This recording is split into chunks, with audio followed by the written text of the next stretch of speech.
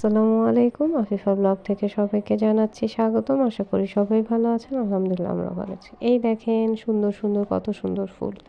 আমার শাশুড়ি আম্মা আর এক আন্টি মিলে আমার জন্য রেডি করে রেখেছে এগুলো পাকোড়া বানাবো বলে।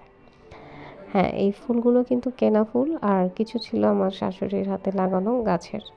তো এখানে আমি বেসন, তারপর চালের গুঁড়ো, একটু আদা রসুন বাটা, একটু সামান্য হলুদের গুঁড়ো, মরিচের গুঁড়ো, লবণ সব কিছু মিক্স করে একটা ব্যাটার তৈরি করে নিয়েছিলাম। আর বেগুনি চপে যে টাইপের ব্যাটার হয় ওই টাইপের একটু মশলা দিয়ে নেবেন। এরপর ওটার মধ্যে ফুলটাকে চুবিয়ে তারপর ডুবো তেলে ভেজে নেবেন মচমচে করে। আর সেটা কিন্তু অবশ্যই গরম ভাত বা সন্ধ্যায় নাস্তা হিসেবে কিন্তু আপনারা খেতেই পারবেন।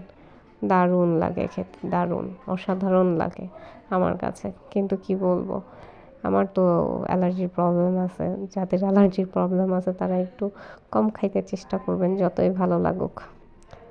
ঠিক আছে, এই হচ্ছে আজকের ব্লগ। কার কাছে কেমন লাগলো অবশ্যই জানাতে ভুলবেন না। আর কে কে পছন্দ করেন সেটাও কিন্তু বলতে ভুলবেন না। আল্লাহ হাফেজ, আসসালামু আলাইকুম।